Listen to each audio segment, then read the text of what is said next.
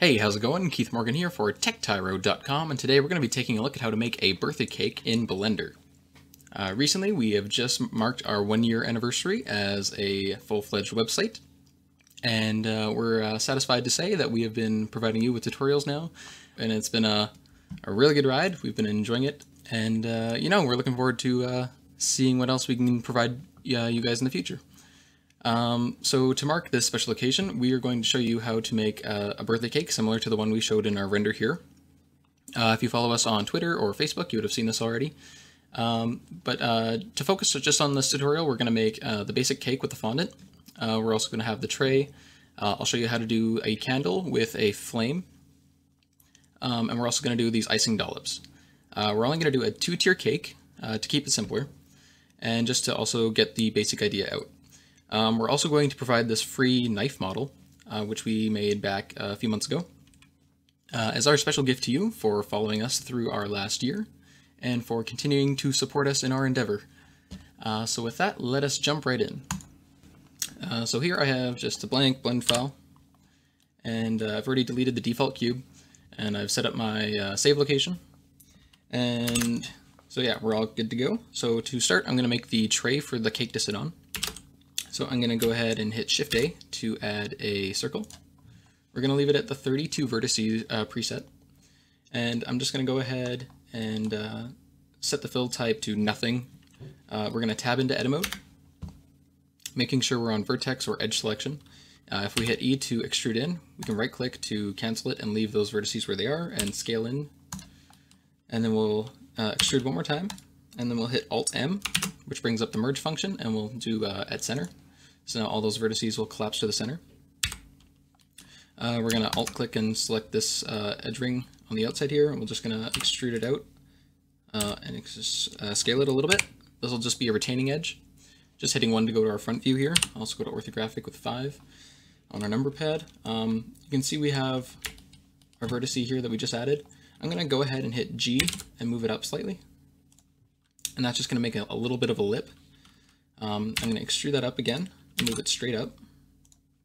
I'm going to extrude it one more time, scale it out, extrude one more time, move it down, just below the ground plane. We're going to extrude one more time, scale it in, kind of see it there. So got this little bit of an edge. And then we're just going to extrude again, and we're going to scale that in closer to the center, and then we'll hit E again, and Alt-M to merge it center. So there we have our tray.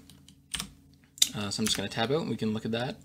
We're going to apply a subsurf modifier with 2 iterations. And now you can see you got like this nice smoothing there. We're also going to turn on smooth shading. And then we're going to go ahead to the modifier panel. And we're also going to add an edge flip modifier. That should just clean up some of this shading issues we're having under here, just to give it a sharper edge. You can turn that down to, let's see, 12. Or rather, we'll uncheck the edge angle. We'll select this bottom row in here. Bottom ring. And if we hit space and hit mark sharp, or type in mark sharp rather, that'll mark that seam sharply. And then it'll use the sharp edge function instead to choose the shading option. So now you got this hard shadow right there. So if we go to the material panel, we'll quickly assign this a new material. We'll call this cake pan or cake tray. And we're just going to give this a glossy material with like a roughness of 0.1, just something simple. And got something like that.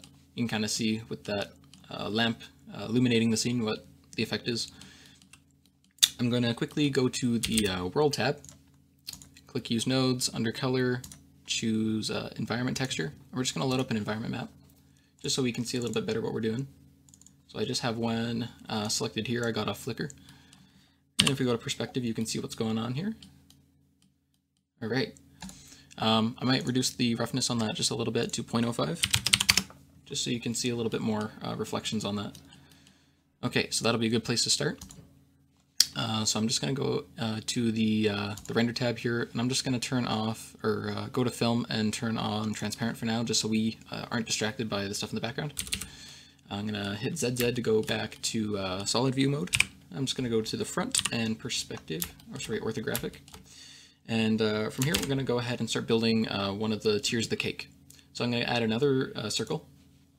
We're going to do another 32 vertices circle, and we're just going to move it straight up, just so it's hovering there. And we're going to scale it in a bit, just so we can see what we're working with. So I'm going to move it about to where I want the middle of the top edge of the cake to be. And this will just be where we start to build it from. So we're going to build this, first we're going to build it down to the ground, and then we'll finish at the top. So to do that, we will hit E to extrude, and we'll just hit Z to move it down on the Z axis. Now you don't want to get it all the way onto the pan just yet, but you know, if you wanted to build it and then move it around after, you could always do that. So we're going to have it get close to the pan. We're going to extrude it one more time with Z, move it down close to the surface of the pan, and we're going to scale it in ever so slightly just to give it a nice bevel, as if the fondant was being pressed in towards the base of the cake. And just to see what that's doing, if I hit Control 7 to go to the bottom, you can see we have a gap where we shrunk that in. And I'm just going to hit E to extrude again. We're going to scale that in just a smidge, and that'll be a retaining edge to keep this rather rigid when we apply the subsurf. And then I'll hit E again and scale that into the center, and hit E one more time, and then merge that at the center. All right. Now to continue on to the top portion of the tier, we're going to do a similar technique, only we're going to round it off a bit more than that. So we're going to extrude it up a little bit. We're going to scale it in ever so slightly, move it up a little bit less, scale it in a bit more, and maybe one more little bit. Okay, and then we're just going to extrude one more time, and then merge another extrusion at the center there. So now we have that. If we hit smooth shading, we get that. And if we go to the modifier panel and add a subsurf with 2 iterations, we get something that looks nice and smooth like that. Now you can see we're having like a little bit of an issue with our shading here. That would be due to the fact that this face is like too large, and it's trying to smooth the shading between this entire face and the small undershaded part. So to help fix that, we're just going to add a few edge loops, and that'll just help the shading have a little more interpolation between the faces. All right, so we have that. And I'm just going to go ahead and move this down just so that it's resting on the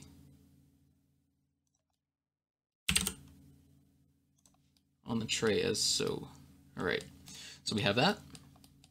And I'm just going to scale it down, Shift Z, just to make it skinnier, and so that it fits on the tray, so we have room to put the icing dollops. And then just to make it easy on ourselves, if we go ahead and Shift E to duplicate this layer, and we can move it up on the Z axis, just so that it's resting above on the next cake, or on the next tier rather.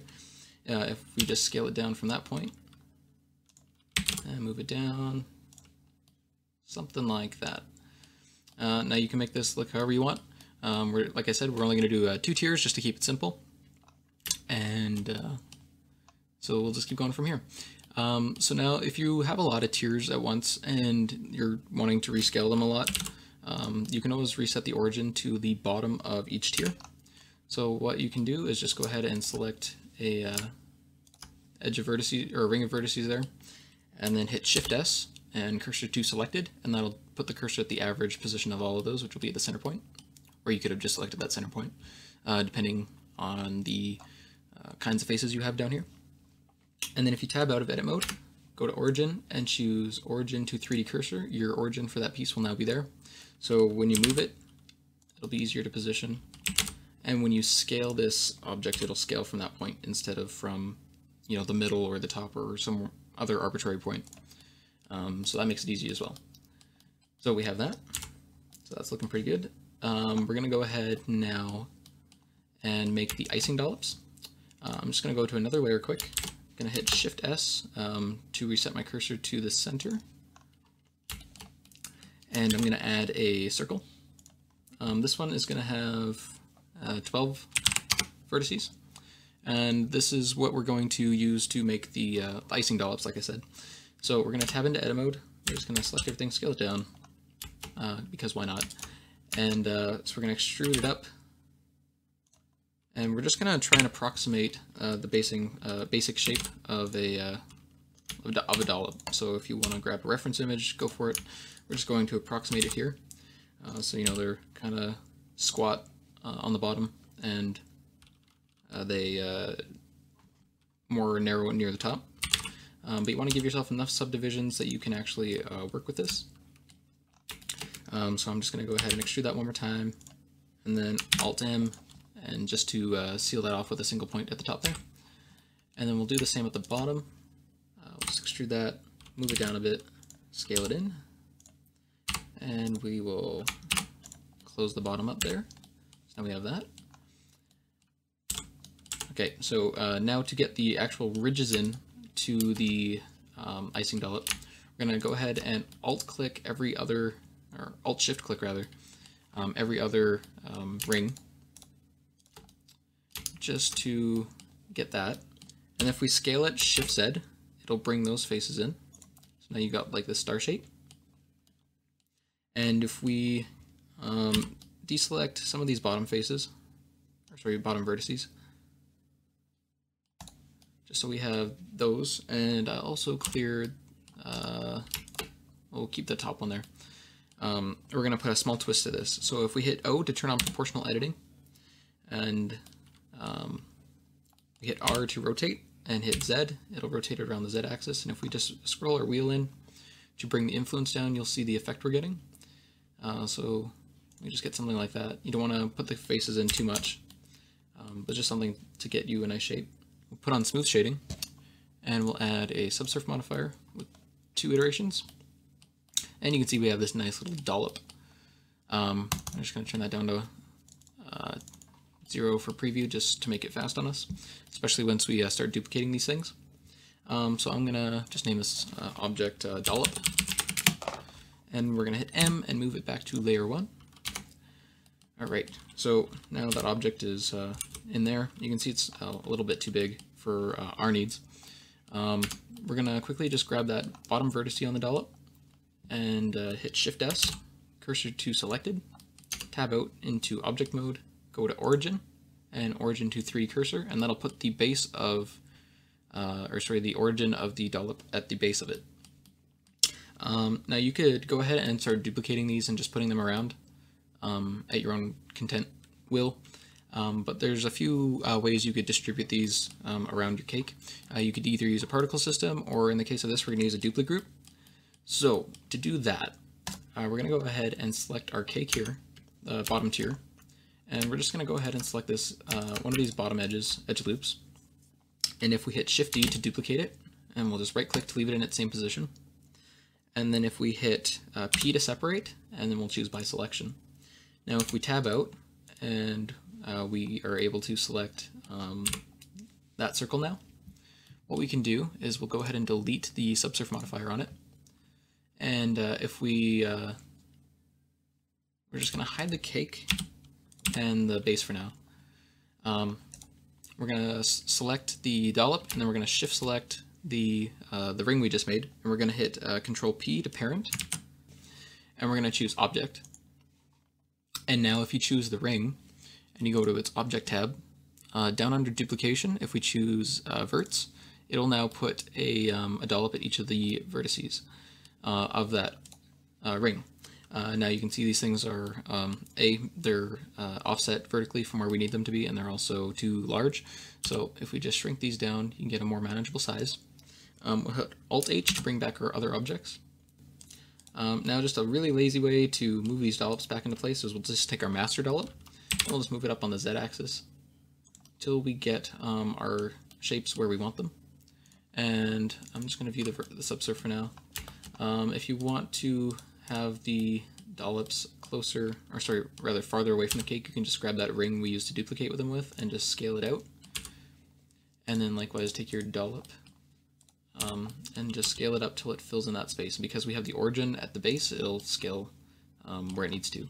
Now I'm just going to go ahead and grab the bottom vertices of this tray, sorry, the bottom faces, and we're just going to move them down on the z-axis a bit, just so that this tray actually has some thickness.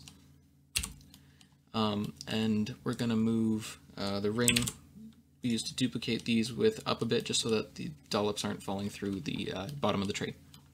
So you have something like that. And what we're going to do now is with the ring selected, like that, if we go to Object, Apply, and then Make Duplicates Real, it'll make each of those dollops an object now. So that's really good for us.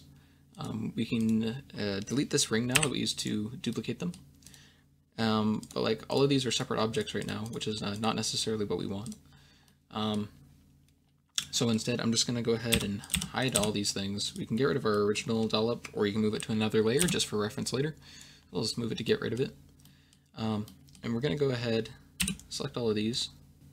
Alright, so if we hit Control-J to join them, they'll now all be one object. If they weren't joining, when you moved your original dollop, they might have still been linked, or your other dollop you moved might have still been selected, and you can't join things between different layers. So we'll just do that, and yeah, so we have our other dollops over there. So we'll hit Alt-H to bring back our cake now. One of the things is that these all look very similar and uniform. Now to get away with that, we're going to add a displacement modifier, and that kind of destroys these. But we're going to change the, we're going to add a new texture, and you can see that adds a cloud texture, but it's much too powerful and it's distorting these way too much.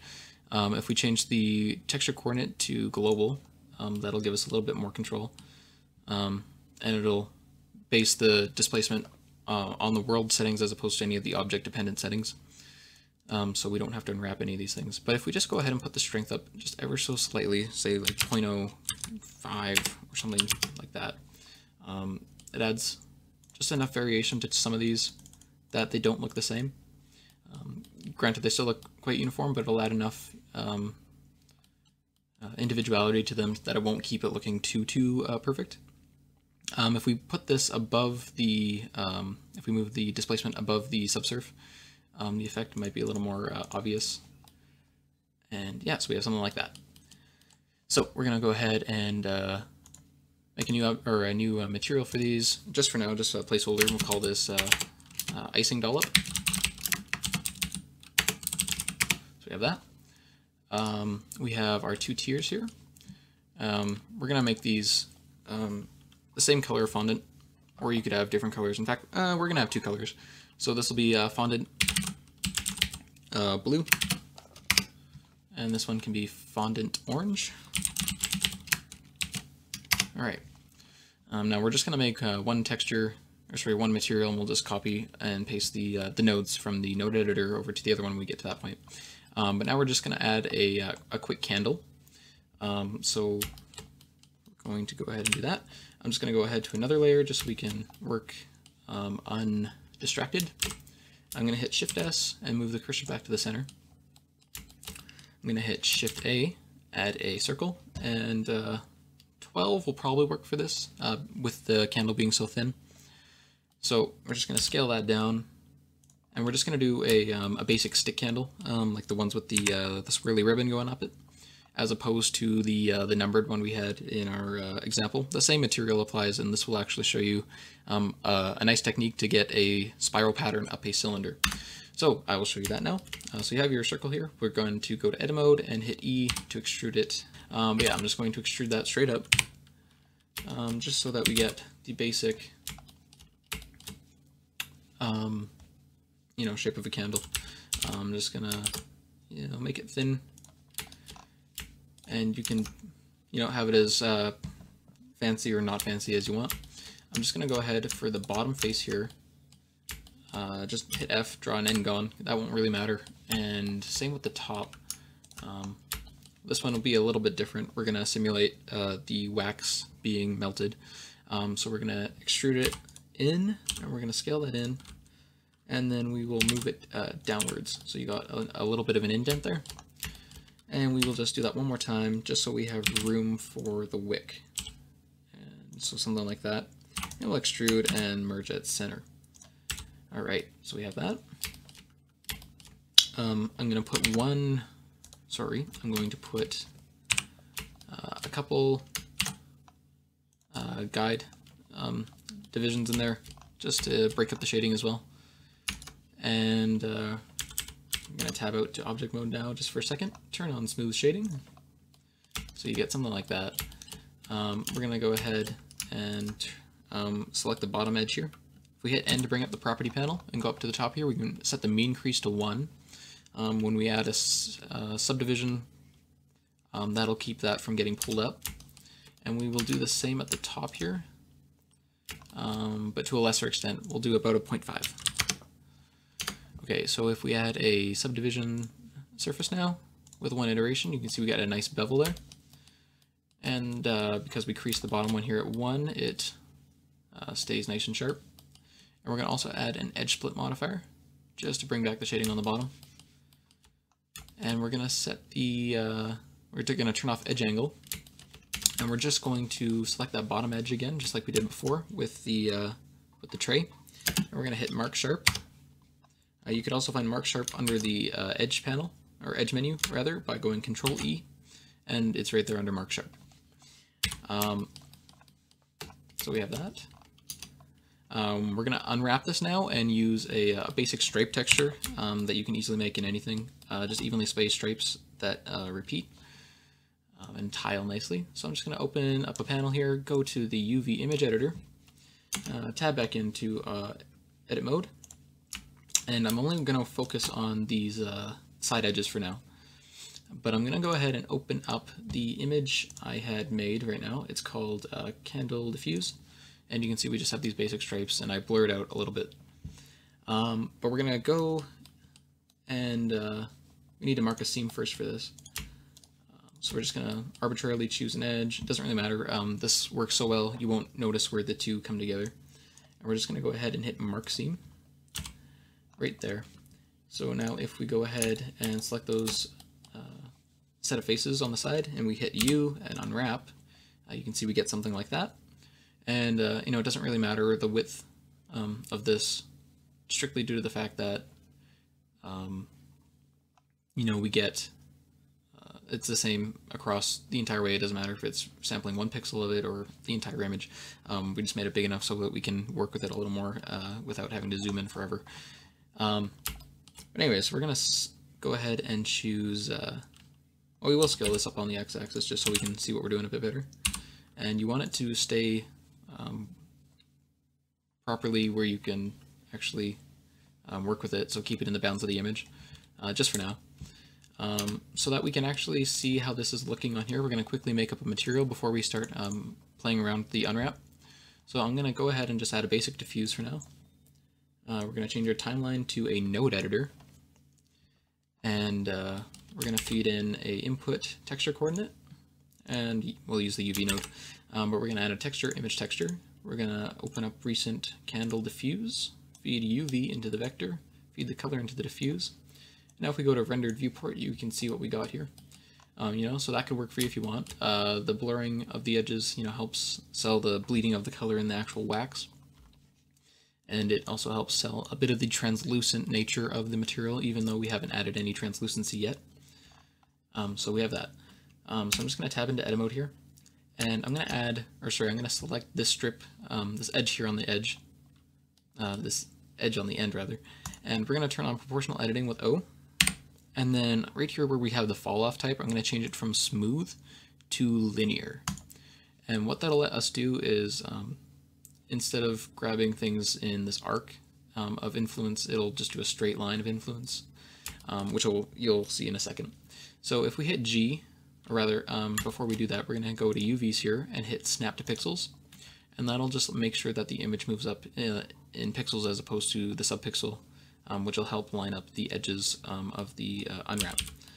So I'm just going to orbit around here until we find our seam here so we can see what we're doing. I'm going to go back to rendered.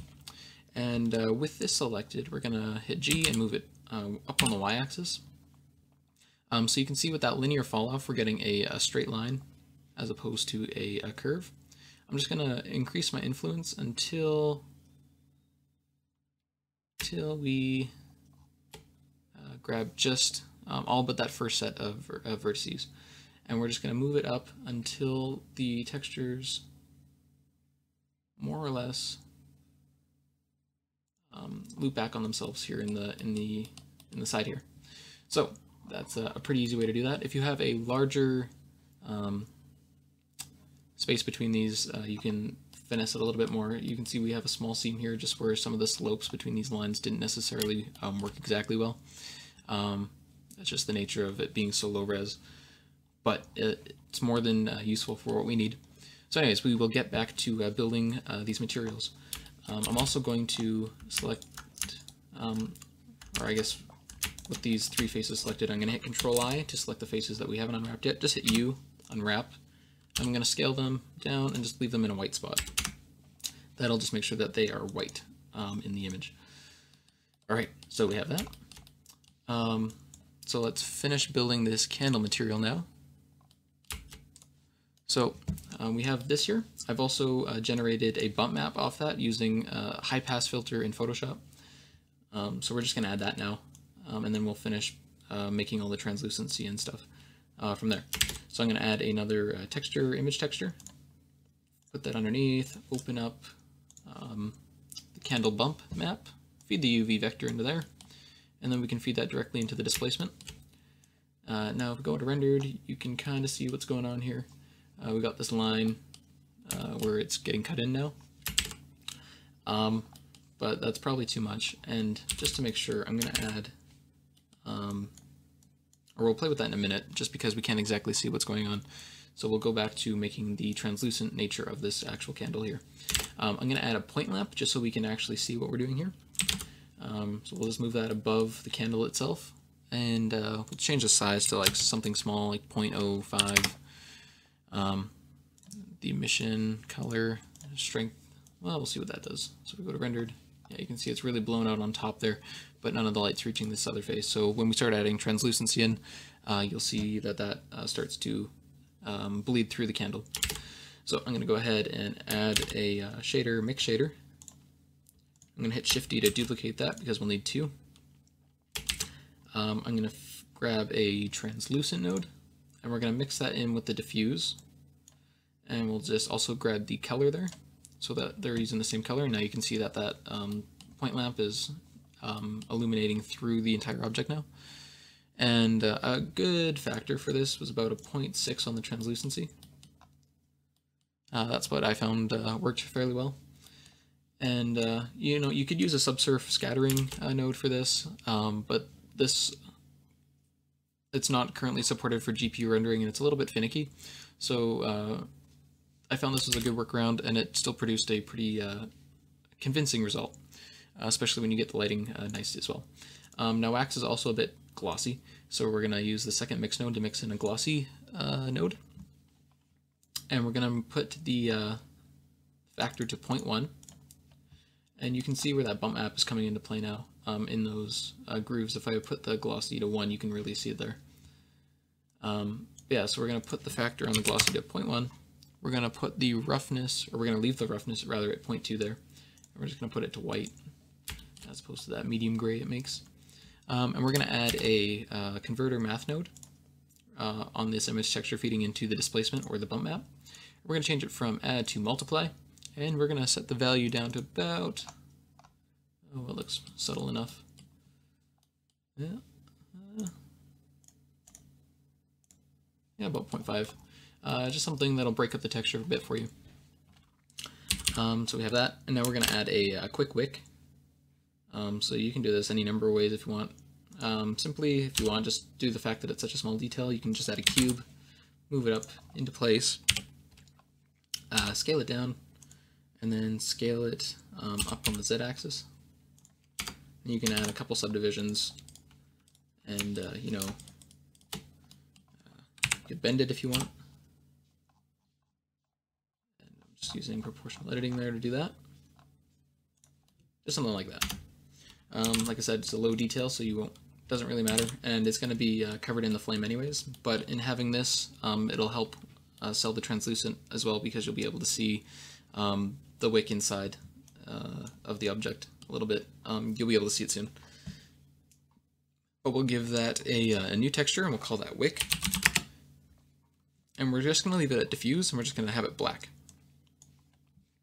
Just something like that. Like I said, the candle texture, or rather the flame texture will, or object rather, will overcome this, so leaving it black is fine. So we have that, and we'll call that wick as well. We'll call this candle, and we should also name the material wax. Okay, so we have that, and now we're just going to quickly make a flame. So we're going to add a mesh and a circle, and we're just going to move it up into place here near the wick.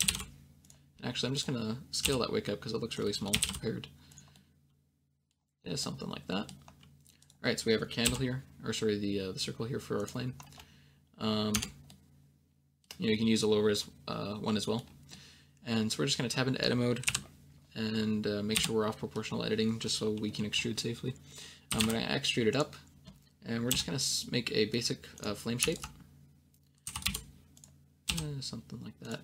We'll leave the bottom open for now.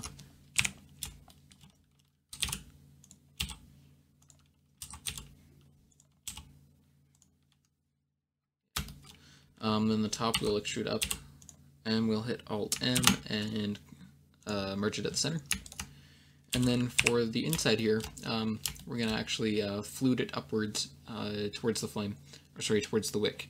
If you look at a candle flame, they're actually hollow, and the material we use for this will actually utilize Fresnels and stuff like that. So it'll really display the shell-like nature of a flame, being strictly an outside as opposed to a volume, if that makes any sense. So to do that, we will extrude this in, we'll scale it in close to the wick, and we'll move the flame around as we need to later. And we'll just move it up from there. Okay, so I'm just going to go ahead and move this over to the wick, and we're going to scale this flame into the wick just so we don't have to see those faces. And you can see that looks approximately what we want. I'm just going to go ahead now and turn on proportional editing again. And we're going to change the fall off now to random. And this is just going to add some turbidity to our flame. Just select a couple random faces here. Scale it out, scale it in, a few times, and that'll just add some randomness with that random fall off to this shape. And it'll make it a little bit more flame-like. So yeah, you can jazz it up like that. And we'll turn on smooth shading. So you get something like that. It doesn't look too realistic at this point, but once we add the material, it will. We're just going to scale it down a bit so that it looks similar in scale to what it should be. Maybe scale it on the Z a bit. Something like that. Alright. So now we're going to make the flame material. This one I've also generated a few texture maps for, but that is more for the color of it than anything. You could get away with not using any at all. And you could do it all procedurally if you really wanted. But like I said, we don't necessarily need to, but we're gonna. So I'll show you what I did here. So for the flame here, we're gonna make a new material, call it flame. And we're going to go ahead and delete the diffuse. Now this one gets a little bit intense in terms of the number of nodes it uses, but it's based off a plasma material I derived about a year ago. And like I said, it uses Fresnels, but we're also going to utilize texture maps to color it. So we're going to go ahead and do that.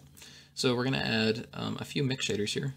We're going to need, it looks to be about 3. Okay. This last mix shader, or rather, we're going to need 4.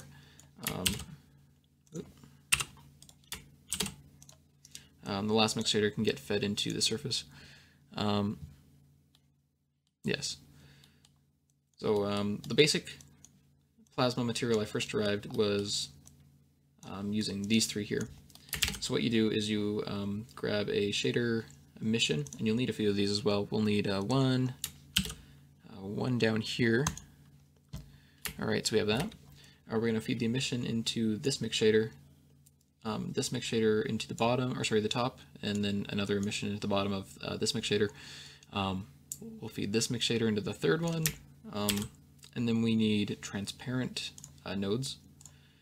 We need a few of these as well. We'll need one there, one here, and you'll see what these end up doing in a moment. So to make the flame body, initially, we're going to go ahead, and I'll show you as we progress what each of these steps are doing, I suppose. So we're going to go ahead and go to rendered viewport. So this is just with the basic emission and the transparent mixed. Now these two just get mixed straight as is, but we change the strength of the emission to something really, really high, like 100.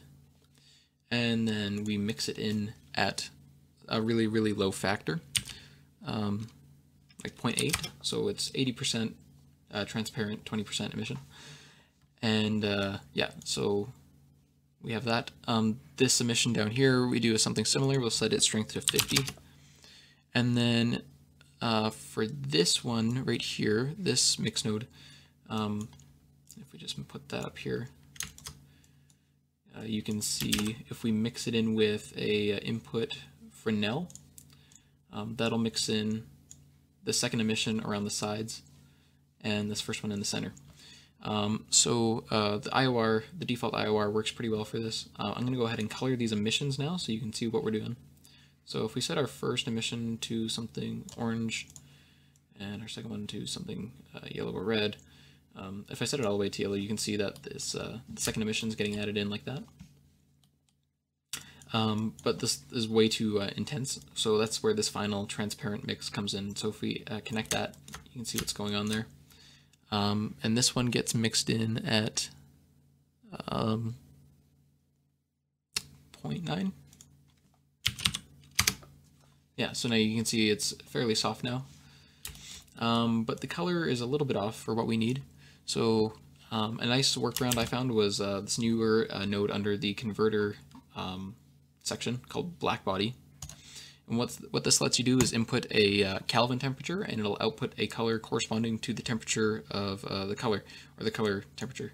Yeah, so it works on the principle that when you heat up an object to a certain point, it'll start to glow in visible light. And so it uses that principle to run the color output of this. So the color I found that worked good for this is 2200 Kelvin. And we're going to mix this. If we put that straight into the emission, you can see nothing really happened. And we're going to dumb down this color to something a little more yellow. Just something like that. And then this is a little bit too intense, like it's also bright. So we're going to dumb it down a bit. We're going to, by mixing in our custom color now. To do that, we're going to drop in a color mix RGB between the black body and the emission. And then in the bottom here, we're going to mix in our a color map. Now to do that, first we're going to have to unwrap this flame, which is really easy. I'm just going to tab into edit mode. We're going to open up our candle color, and it's just this gradient with the hottest part at the bottom. And we're going to select everything here,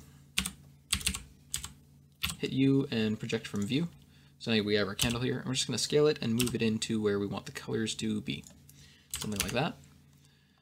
So we're going to go ahead and add a image texture and an input texture coordinate. We're going to feed the UV into the vector and the image texture into the bottom of our color mix node here. Our color mix node we're also going to set to color for the blend mode, and the factor to 1. So that'll colorize the black body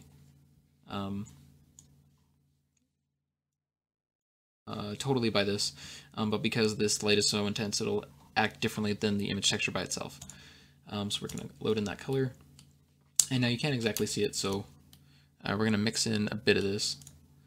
And actually, we're going to go ahead and bring this last mix shader to the end here. We're going to drop it in at the end, and we're going to add one more transparent shader, just to give us a little bit more fine-tuning. And this one actually gets factored by our candle light map. and it uses the same coordinates as our color map, but what it looks like is this. So it just fades out the tip of the flame as it gets higher. So we're going to go ahead and mix that in now. So we're going to need another image texture. We're going to feed the UV into that. Then we're going to open it up, flame transparent, and we're going to use that to mix the mix shader of the candle here. So now we can see that we have to flip-flop these two shaders just so that the tip is the one that gets the influence. Or sorry, it gets the part of the map that fades it out as opposed to the bottom.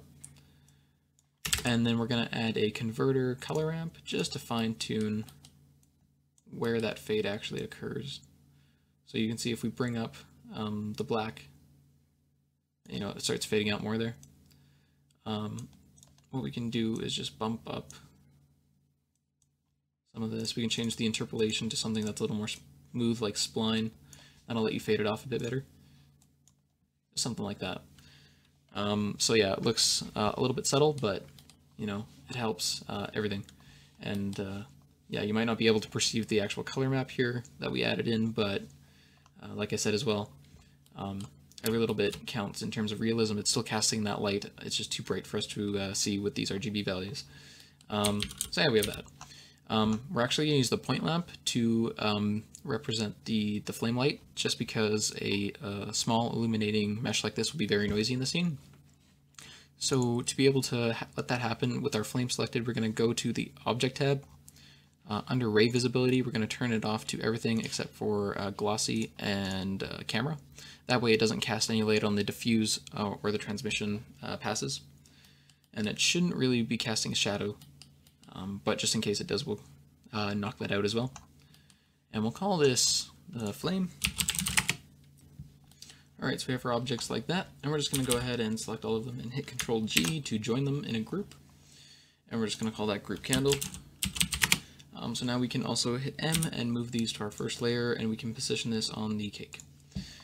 So you see we have it here. We're just going to move it up to the top, and we're just going to scale it down so that it fits in the scene to scale, and it should be at the center there.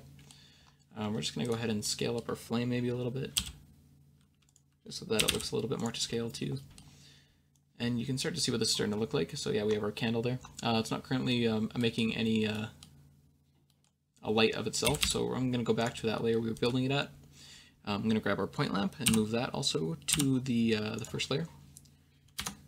And we're going to position that near the candle. I'm going to move it outside of the mesh just so it doesn't get noisy as well. And we're going to leave cast shadow, so that looks good. If we look at it now, yeah, you can see it's way too powerful for what we need it to do. We're going to do a similar thing we did with the flame, and we're going to use a black body node to actually make a material for this point lamp. So with that point lamp selected, I'm just going to call it Candlelight. And we're going to add a converter black body. The temperature I found worked good for this was also around 2200 degrees. We're going to feed that into the mission color, and we're going to set the strength from something really high like 100 to like 2, and you get this nice warm glow. And the black body color also helps to put this warm tinge throughout the translucency of the candle. So yeah, it's starting to look really, really nice. And if you wanted it any stronger, you could always, just to fit with the scale of your scene, just increase the strength of that. Yeah, you get this nice warm glow from the candle. So now we're going to just go ahead and finish up the textures on the fondant and these dollops. So with the dollop selected, we're going to go ahead, and this is a similar technique to the wax of the candle. We're going to add in a bit of translucency, but this one's a lot more basic than the candle is. So with that, I'm going to go ahead and add a shader and a mix shader with that diffuse. I'm just going to set the diffuse to pure white there, and then we're going to mix in a translucent with this. We're going to make it a very slightly warm color to mimic like cream, the color of cream or something similar to that. And we're going to mix this in at 0.3, so it's 30% translucency, 70% diffuse. And then if we go ahead and add another mix shader, just grab that and duplicate it. We're going to mix in a glossy shader. Put that there. We're going to mix it in at 0.1, and the roughness we're going to change to about a 0.3. I'm going to go ahead and add a sun lamp to the scene, and we're going to just rotate that just so we can see what we're doing here, and change the size to like 0.05, and the strength to around 5. It's usually good to preview with. So yeah, you get these nice directional shadows, and yeah, you can see kind of what we're going for with this. You can change the color of the diffuse very slightly too if you want it to be a little bit warmer and closer to a cream color, or depending what you want your dollops to be made out of, you can change it to whatever like that. The translucency will just act like the light's being able to pass through the object, which is nice and realistic. So yeah, I'm just going to close this UV image editor now just because we don't need it anymore. I'm going to grab this first fondant here, and this material is very, very easy. We're going to add a mix shader with our diffuse here, and we're also going to add a glossy shader. You actually don't really need the glossy shader just because the settings we use are so negligible, but we're going to add it anyways. We're going to set the roughness to like a 0.4 for the glossy. We're going to mix it in at 0.05, like I said, very minimal. But most realistic objects have an element of glossy no matter what, so we're going to have that in. Our first texture, or sorry, our first color, we're going to just choose a color for that, just something random. We're going to change the viewport color to that color just so we can keep track of what our tiers look like. And then for this, we're going to do the same. Just shader, mix shader, glossy, mix that in, 0.05, 0.4 roughness, and then on the diffuse, we'll pick a similar color, or rather we'll choose the complementary. So a nice easy way to pick the complementary of a color you already have is you type in its value, or you have its color, and if you go over to the HSV tab, which is hue, saturation, and value, if you offset the hue by 0.5, it'll take you to the complement spot on the wheel. So to make it easy on yourself and not have to do so much mental math, even though it's just adding 0.5, you can just type in plus 0.5, and it'll take you straight to that color. And then we're just going to select that like that. And now if we go to rendered, we can see a little bit more of what we have here. I'm going to take our sun lamp here, and I'm just going to dumb it down to like 2, just so we get some softness, or softer lighting rather. I'm going to go to our world tab and reduce the strength of our environment map just so that it's we get some counter shading here. And yeah, you can see kind of like where that small amount of gloss on the fondant is actually working for you. But yeah, so you have that now. So pretty nice. Some settings now for render. You can notice here we're getting a lot of noise here between the gloss and the dollops. You're getting a lot of bounces there, and it's just going to create a lot of fireflies for you. One nice way to get rid of that, if you go to the render tab under light paths, you can we're going to use the preset limited global illumination. We're going to turn no caustics off just for the sake of still having them. But we're going to go here where it says filter glossy, and if you hover over that, it tells you that it'll blur the glossy shaders after it bounces. But it also reduces the noise, but at the cost of accuracy. But because like this is such a simple scene, it's not that big of an issue if we lose any accuracy. So we're gonna bump that up to around a 3.5. I found worked nicely, and you can see that we're getting rid of those really harsh fireflies and just something like that. We're also gonna all these settings in the limited global illumination really help to cut fireflies and other noise from all these back and forth passes and bounces of that nature. So yeah, we're just going to go ahead and find our camera here. We're going to go ahead and lock this to view, and we're just going to find a nice spot to show our cake here. Yeah, just something nice. Yeah, so we get something like that. And like I said, we're going to include a freebie for you guys. So we're including this knife model. And just so you guys want to see what that looks like, I'll show you You know, it's a very nice knife. It's fairly detailed in terms of poly count. It's got over 10,000 faces, and that's with 2 iterations of subserve. Yeah, so. But yeah, you guys are free to use this in any of your projects, and we hope you were able to use that well. But I'm just going to go ahead and put that with the knife, so I'm going to move that to layer 1. And, well, you know, let's move that into place, set that on the edge. Yeah, so you have something like that. So, let's render that, and something. You can craft the light a bit if you want. We're going to get rid of this, what is this? Is there a sun lamp? Is that a point lamp? That's a point lamp. The default point lamp, we'll get rid of that. That's just introducing more light we don't need. Yeah, if you want to give it some softer shadows, we can reduce the strength of the sun lamp even more to like 1. Let's see what that does. Yeah, so you get a really soft looking scene. We could even reduce the environment map to something lower, and same with that sun. Maybe even take it down lower than that much, just so that you can really accentuate that flame light. And if you wanted to, like I said, you could grab that point lamp, there we are, and increase its emission amount so you get something you like. And like I said, that light really carries through the candle nice. And then you can add a plane, you know, for a surface, yeah, something like that.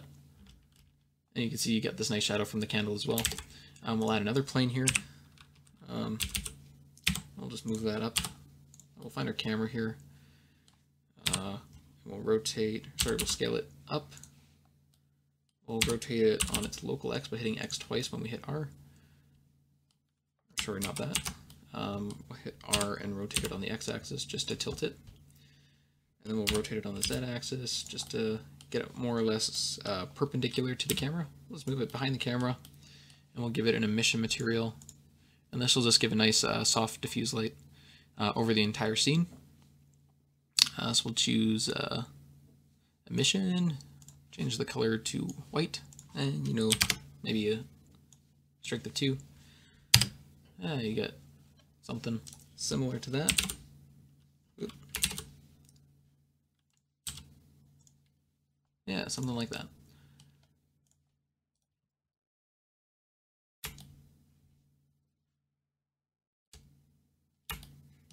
Yeah, so you get that. And I'm just going to color this, set it to ambient occlusion maybe, just so it picks up those shadows nice. Yeah, so you get something like that. Alright, so we're just going to give that a quick render quick, and we'll see you in a second. Alright, so there you can see we have our nice cake here. We have a little bit of noise, so you can always play with your samples and your other settings of that nature.